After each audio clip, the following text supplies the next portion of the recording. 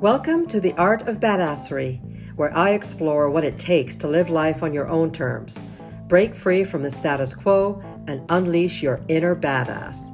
Whether you're a rebel at heart or simply seeking inspiration to step outside your comfort zone, this podcast is for you.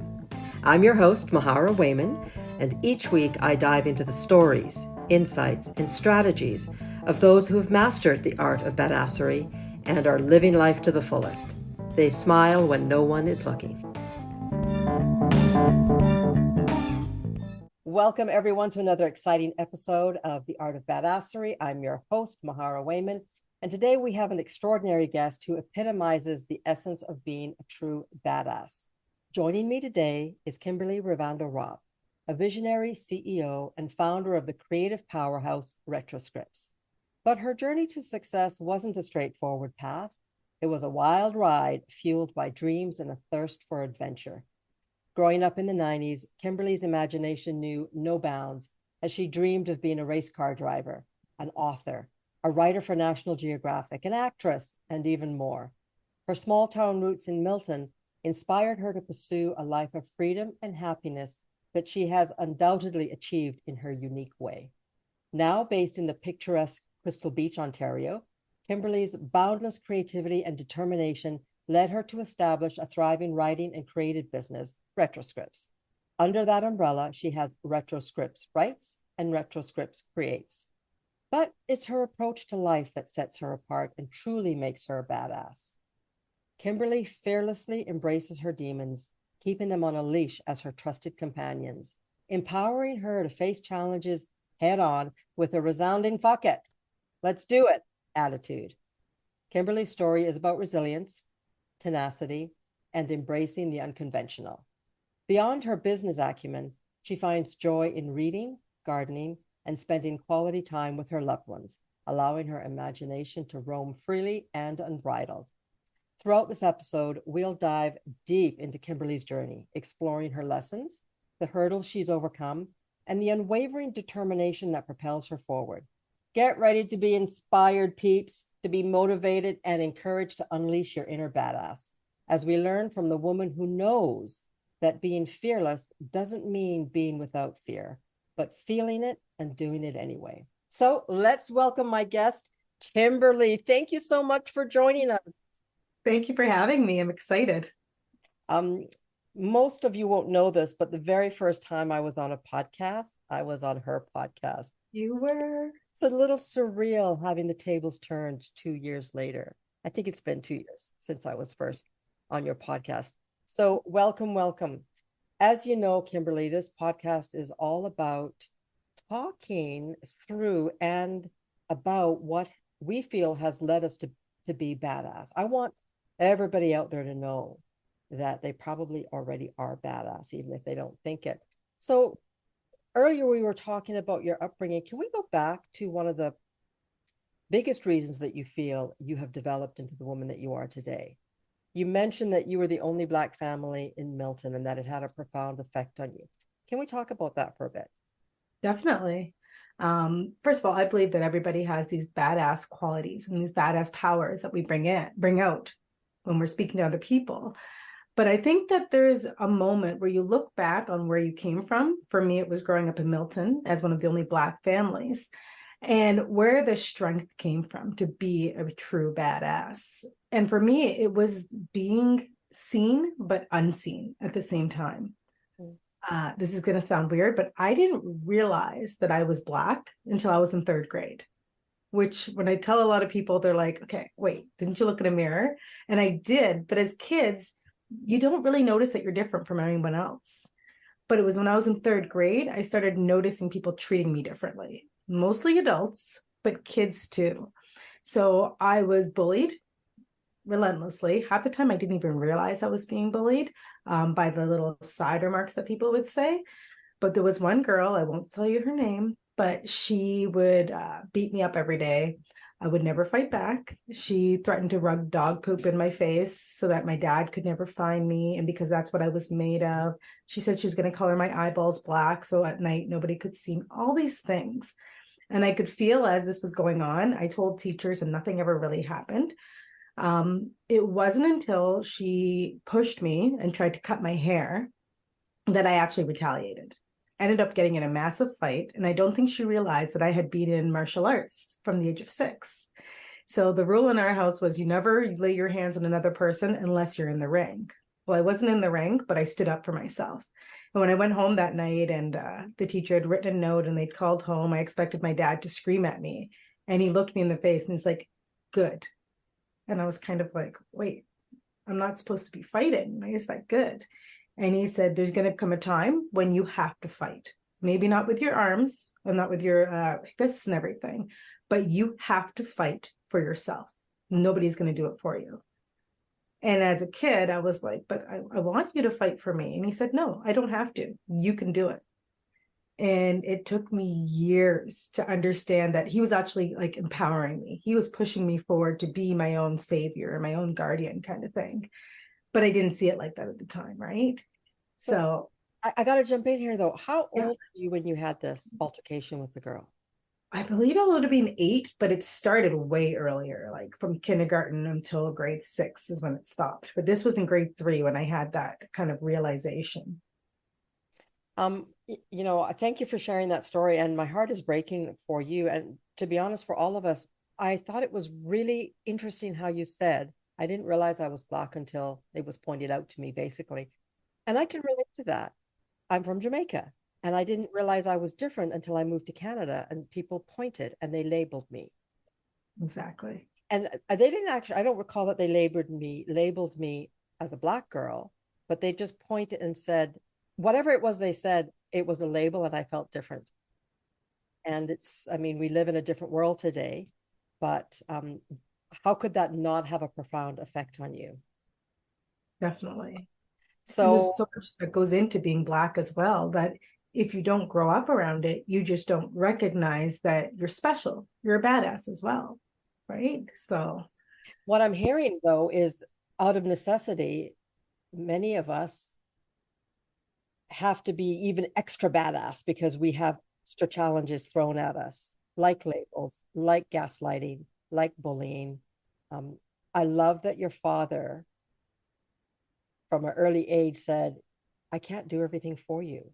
exactly. And I think that's very, very powerful.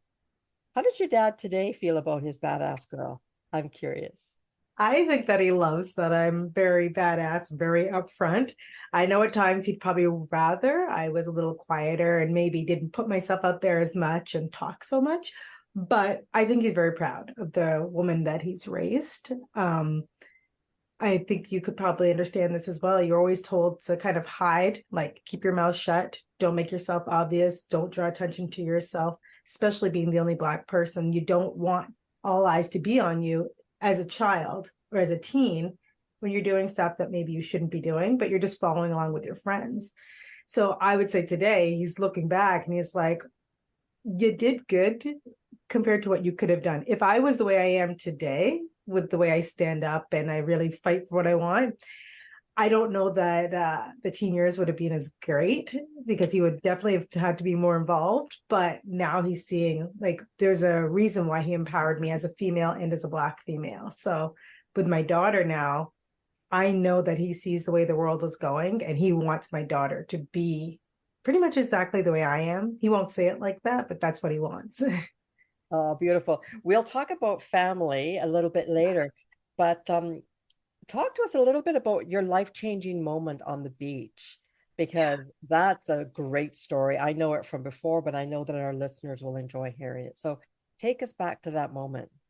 Definitely. Just to bring you up to that moment, I was diagnosed with rheumatoid arthritis when I was 13. I had major depressive disorder. I had anxiety, just everything from being bullied and having things happen at a young age. In high school, I was sexually assaulted, and obviously not having my dad around as much as I wanted him to. He was traveling for work most of my life. I didn't have a good relationship with my mother. I was constantly sleeping at other people's homes and just trying to figure out where I belonged. So by the time I hit, I'm going to say 22 after university, I had a lot happen. So all the things I just mentioned, being in university, my best friend unfortunately commits suicide.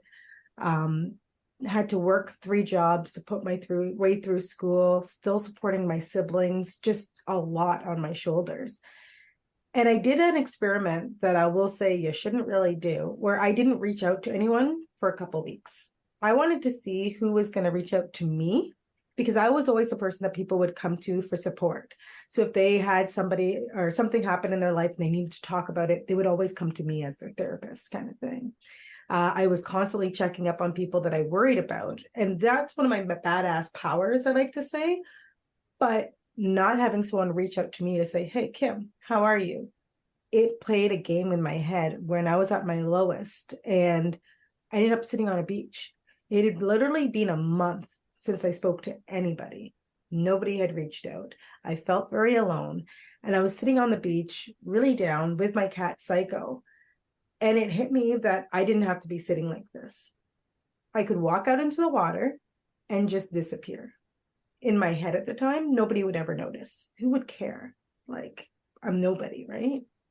So I literally was sitting there. I stood up and I went to take a step, and my cat scratched my ankle. Her name's Psycho for a reason. Like, she is Psycho, but her and I have been through everything together. When I lived out of a van, she lived with me out of the van. She's been through everything, and she's the person I always spoke to. So I say she's my soulmate. And so when she scratched me, I kind of looked at her and was like, go away. I'm doing this. I'm done. And then she bit me. And it was almost like as if to say, are you kidding? Are you really going to leave me behind? So I sat back down and I looked at her, and it was this crazy moment where we're just staring at each other. But you know, when you hit that moment, when you stare at someone and they're reflecting back to you all the amazingness and all the goodness and just everything you need to hear. So I ended up in tears, and I was like, who am I? Like, what am I doing? I'm trying to live this life that isn't me. I'm trying to be friends with these people who don't really like me. They just like the fact that I'll listen. I'm trying to work jobs that I don't care about. Like, who am I? So that was the start of my path, where I truly worked hard to figure out who the hell I was and why I was here on this earth. And I'll say from that moment, I don't think a day's gone by when I haven't checked in and been like, you're a badass. Put every little negative thought you have away. You have a purpose and you have a job to do. So go and do that job. And it's worked out well. But without Psycho, she passed away 2 years ago, who was my best friend, she taught me more than I would say anyone's ever taught me about being a badass and about bringing myself up and raising myself up. Okay. I have the shivers from that story, and I have heard it before. So many things about that story that I love. So thank you for sharing it with us. Of course. It highlights, there's lots of memes. The internet is full of memes about cats, dogs, mostly golden retrievers. That's what I watch because I have 2 golden retrievers. I also have a cat. But what's so beautiful about all the cat memes, and the running theme of the cat meme, is don't mess with them. They don't need you. They are fully aware of how great they are and how beautiful they are and how amazing they are. And I love that Psycho was able to mirror that back to you in that moment, and that you were willing to see, right? Because so many of us are not willing to see the beauty that we bring to the world for lots of different reasons. And this isn't about shaming. This is about the honest conversation that when we are down, it can be really challenging to see that, right? I'm different. I'm not doing what everybody thinks I should do. I want to know, though, I'm curious, these friends that you realized you didn't actually like that much, or they only liked you for one aspect, are you still friends with any of them? Are they still in your life? Are they long gone? They're long gone, and there's nothing wrong with them. It's more that they're in their world and I was on the outskirts. I was only needed when needed, kind of thing. And that was an interesting thing that I realized was I don't need friends. I want people in my life. And as soon as I recognized the kind of people I wanted, that's when those people started coming. So I say I have my handful, and that's 3 people I can turn to no matter what. And then I have my other handful, which is people like you, who I know see the greatness in me and I connect with on the same level. I don't need to be there for everybody. I don't need to be liked by everybody, because there's billions of people in the world. I'd say half of them aren't going to like me because of who I am, and that's okay. I have to be okay with who I am, and that's the most important thing. And it goes from there. And that actually, I mean, that is the basis of being badass. It's not about how much money you make, how good you look, what you do for a living or who you're married to. It really is acknowledging that you're awesome just the way that you are. And Exactly. you don't have to change for anybody. And that it's okay to speak your truth. It's okay to say, that doesn't work for me. Or, wow, I would love it if you did this. So thank you for sharing that. It's so, so powerful. It's just unfortunate that so many of us still to this day struggle with wanting to fit in.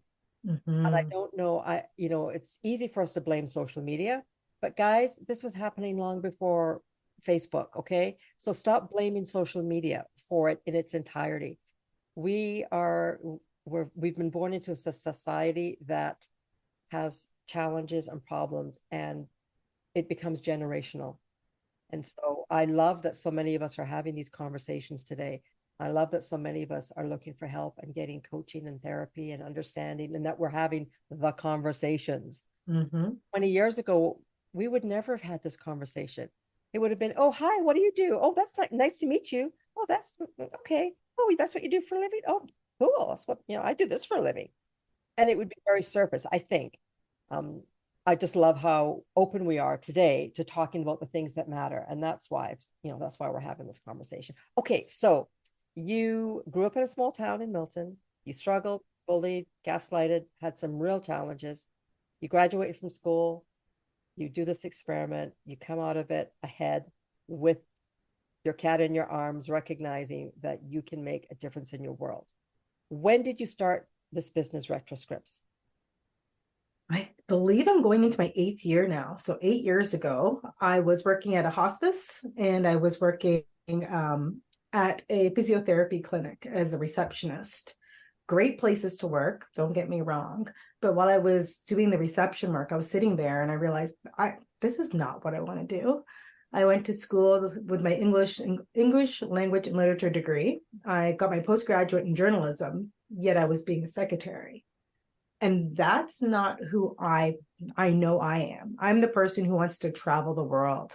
When I said I wanted to write for National Geographic, I wanted to go to third world countries. I wanted to write about the truth of what I was seeing, not the stuff that we are told here. Unfortunately, I was told that was not a good idea as a female, and as the female who would definitely help in certain situations. They said, you won't live very long.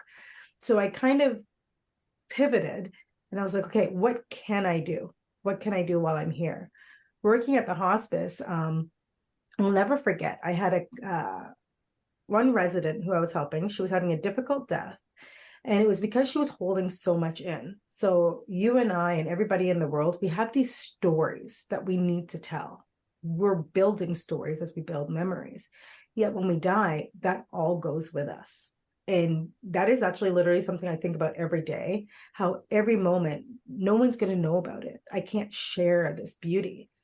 So with this resident who was passing away, I scribbled down on a night shift on a piece of paper as much information as she could give me, and I gave it back to her. I couldn't do anything with it because it's confidential. I only did it so that she could release what was inside. She gave it to her, I think it was 12-year-old daughter, who was going to miss out on so many memories.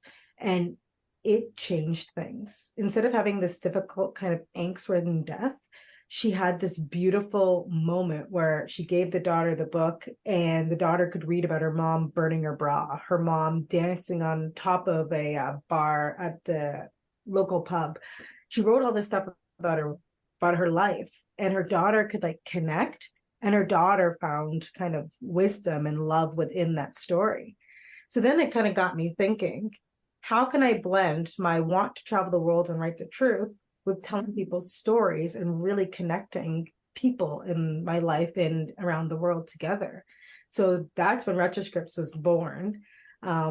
It started out as just memoirs and legacy writing. But then I realized, as business owners, we're trying to tell a story. We're trying to showcase a part of ourselves. And if I can help people do that, then yeah, this is amazing. So now 8 years later, it's blown up into something I never thought it would when I first started. but it keeps being about people, people, people, people, who we are in the inside, the true who we are.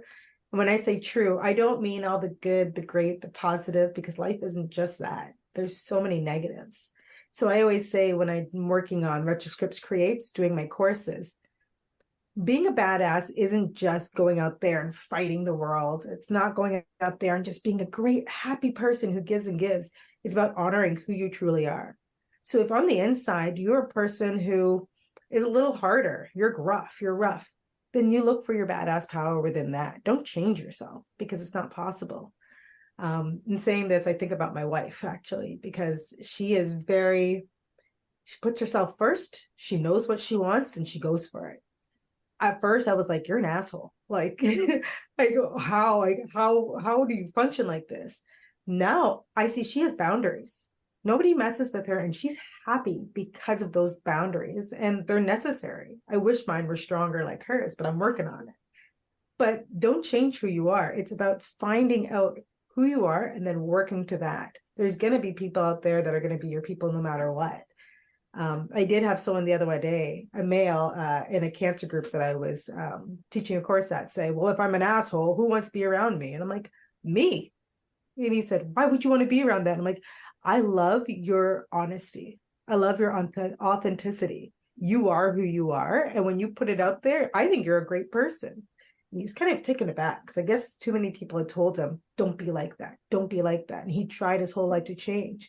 And you could almost see him, oh, drop his shoulder. Oh, I can just be. And he's a great guy. Yeah, he's rough. He's gruff. He's kind of grouchy, but it's magical when he opens up and speaks. So think of how much we're hiding by holding back and trying to fit into these rules and these boxes. Fuck boxes. I'm sorry. No, I can't do them. What a great story. And what a beautiful way to reframe what's typically considered bad behavior. Mm-hmm.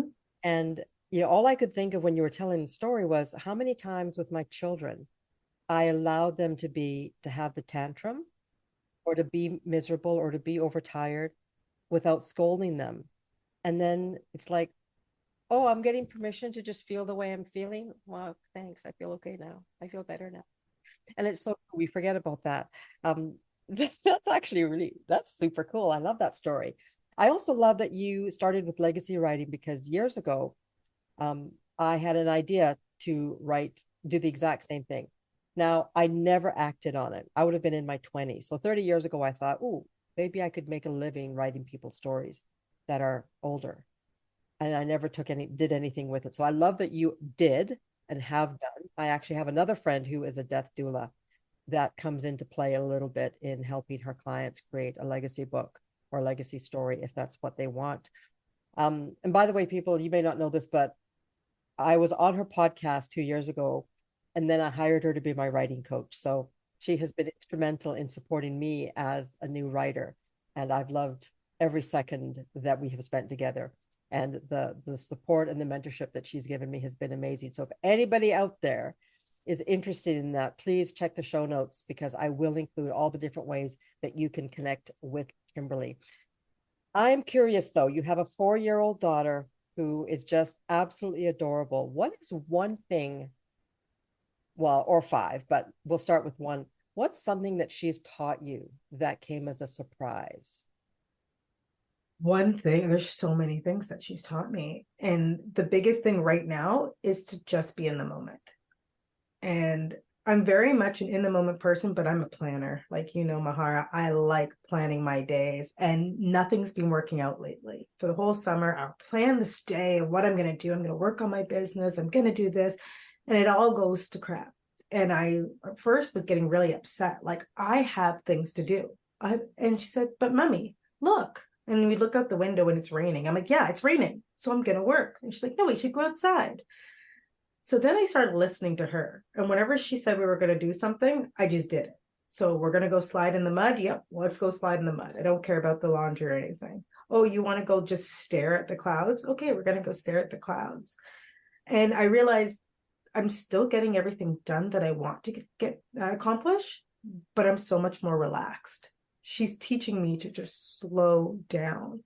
And one of the biggest thing I've always said to people is I don't fit into society. I don't think half of us fit into the society that we live in at all. But the rules that were put there were put there years and years ago by people that aren't living the same way that we're living right now. And nobody said I had to follow all the rules. Nobody said that I have to work 9 o'clock to 5 o'clock, and then I have to come home and make dinner, and then I have to da da da da. So I rewrote all of our family rules. So our rules fit us. As long as we're following those, I'm happy. Might get us into trouble along the way. That's fine. I'll deal with that. But I'm following our rules. And half of them Freya has actually written herself because they just make sense. It's really cool.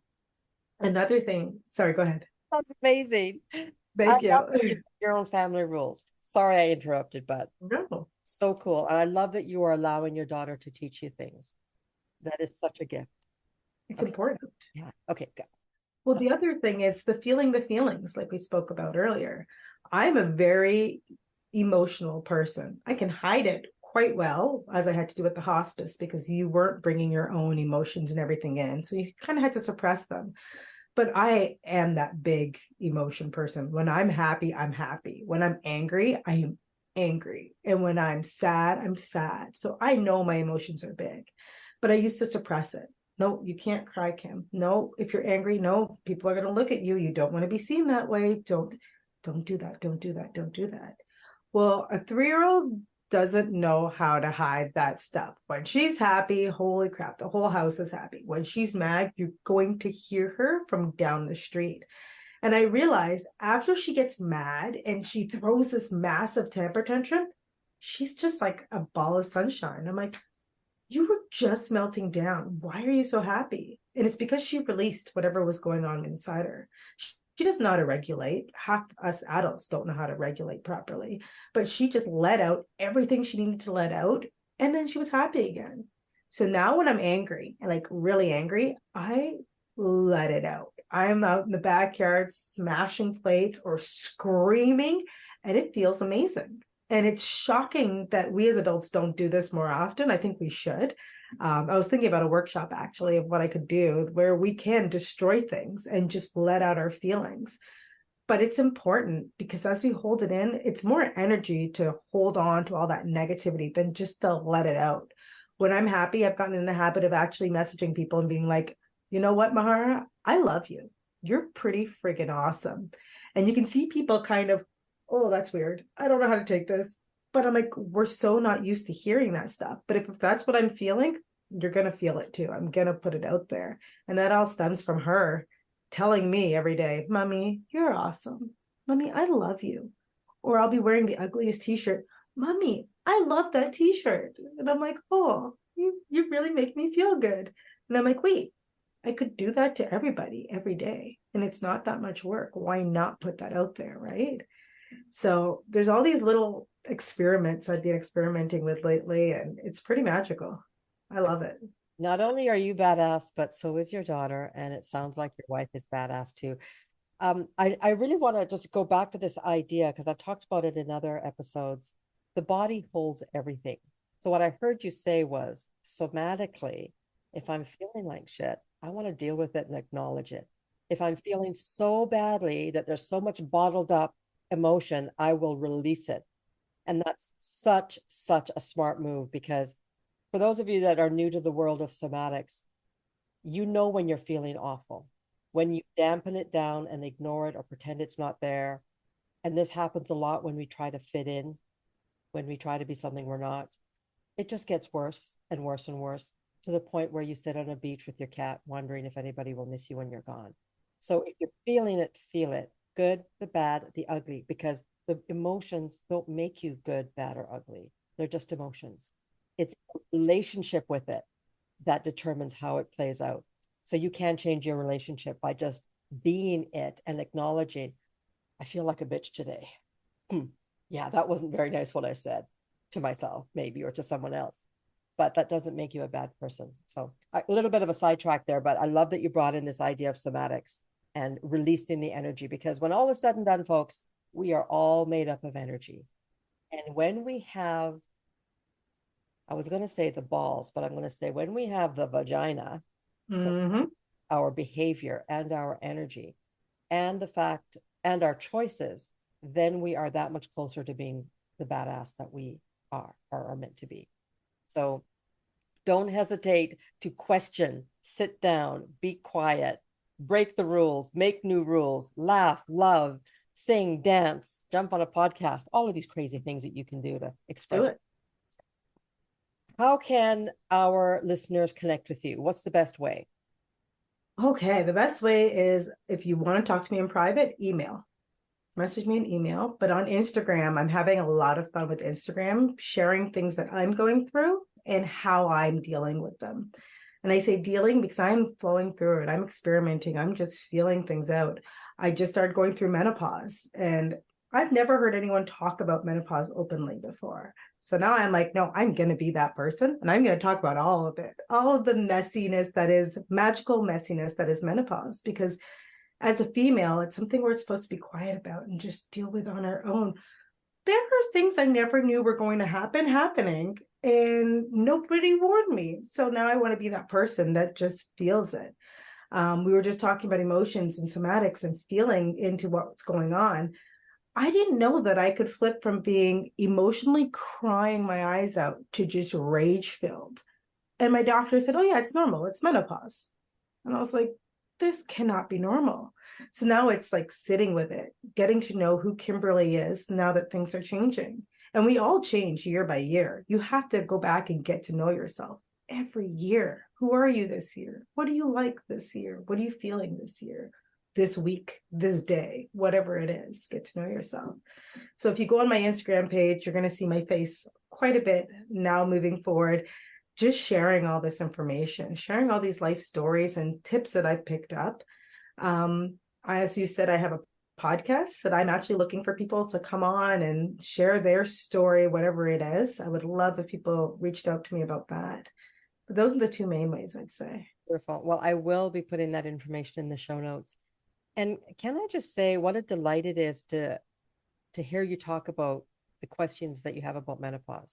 Because I'm in the same boat. I am a little bit older than you. And I didn't even think I was missing out because, to your point, nobody talks about it. It's not like I didn't show up for the class. We are in a society that only now, and it's 2023, are women beginning to talk about this stage of our lives. And it is so, I don't want to go down that road, but it is so disappointing and obnoxious that, but it's an example of the patriarchal society that we live in. But we are changing that. We're working to change that. What's the biggest thing that makes you excited about this phase of life that you're in? If there is one at this point, there may not be, but I'm just curious. Oh, there is. I don't know if I call it the shift. I went from like, the maiden mother crone. I was the mother. I was giving, giving. I wanted to see people thrive. Now that I'm the crone, I'm in the I don't give a fuck phase. I'm going to do what I'm doing and I'm going to enjoy it. And it's like a shift. I don't feel bad about a lot of the things that I would normally question. I want to wear this shirt out without a bra on. You're going to see little nips today, and that's all there is to it. I want to go and do this. It's going to happen. There's almost like this, I'm more centered. I am feeling grounded and I'm loving myself. Whereas if someone got mad at me in the past, I would spend days agonizing. Are they mad at me? What did I do? Da, da, da, da. No, I'm like, they are big boys and big girls. If there is something wrong, they can come and talk to me. Otherwise, it doesn't get any energy or space in my brain. And I don't know. I'm calling it the shift, like with menopause. That's what's brought this on. But it's truly cool. Yeah, I love it. Oh, cool. It's funny you bring up that bit about going braless because I'm kind of that way too. And it's summer time now, and it's hot. And I often go for a walk with the dogs, and I'm not wearing a bra. And I confess, I still go, oh, I'm not sure. And then I'm like, wait a second, Right? wait a minute. Guys have nipples too. Yep. My boobs aren't that big. They're not flapping all over the place. I'm just, quietly walking down the street. Well, sometimes not so much with the golden retrievers, but still, I still have that minute of, ooh, maybe I should wear a little, maybe I should put a little jacket on. But it's not as bad as it used to be when I was younger. So I agree. There is a sense of freedom. I mean, I'm totally struggling with the hormones and the hot flashes and, you know, my weight's all over the place, all of that stuff. But the flip side of that is, to your point, I do feel that I really am comfortable in my skin. And it's one of the reasons why I feel badass. Right?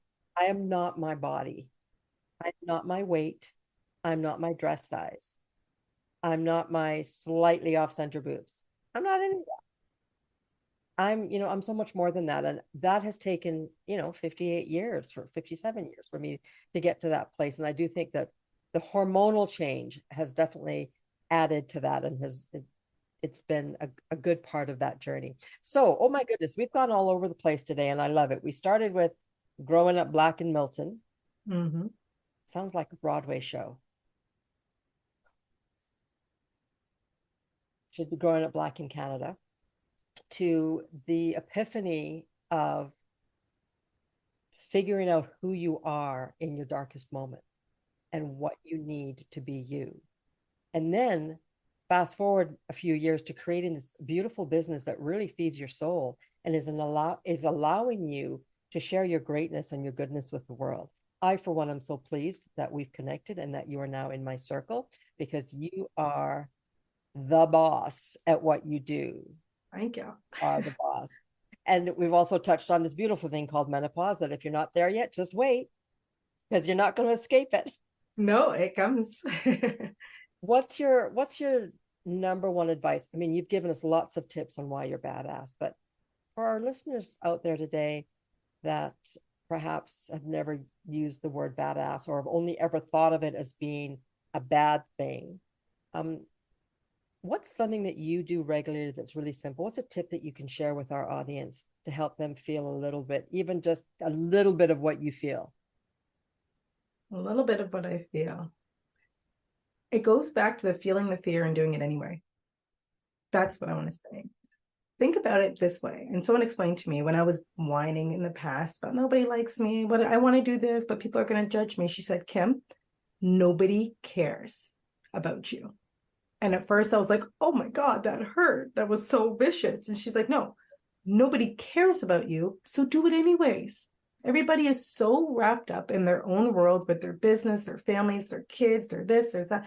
Literally, if you're on their mind, you're going to be on their mind for 5 minutes and then they're on to the next thing. So you may as well do whatever it is that you want to do, because nobody's going to care except for you. And so when I thought about that, I was like, you know what, you're right. And I started experimenting. I'm going to go out without a bra on and just a top. Yeah, I got a few looks, but I'm sure I was on their mind for 2 seconds and there's not a lot there to see anyway. So it was done with. Then I was like, you know what, I'm going to launch this program. I launched it. People attended. Nobody said anything negative. And I was just kind of like, okay, this is awesome. So now whenever I'm nervous or afraid to do something, nobody fucking cares. Nobody cares. There's billions of people in the world and like maybe 20 are going to see it actually what you're doing. So just do it anyways. Be you. So, yeah. I love that. And it's interesting because that idea plays into what I do for a living, my other job, which is a coach, because I found in my own growth, and I learned this from my dad, and my clients experience a lot, is this understanding that this isn't about you. When we talk about issues that we have or experiences, when you can look at it from another lens, you realize that, wow, this isn't about me.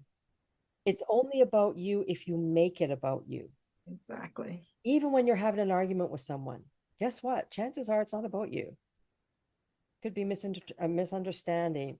We're not going to go down that path, but I love that advice for people is, folks, remember, it ain't about you. It ain't. It really isn't about you. Be you, do you, and love you, because you are amazing. Okay, I'm not gonna be motivating anymore. I just want to say, Kimberley, thank you so much. I've really loved chatting with you. You are an amazing coach. You're an amazing writer, and you're a beautiful friend.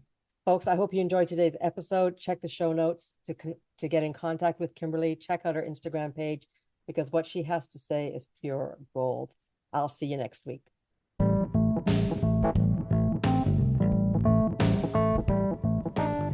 Thank you for tuning in to the Art of Badassery.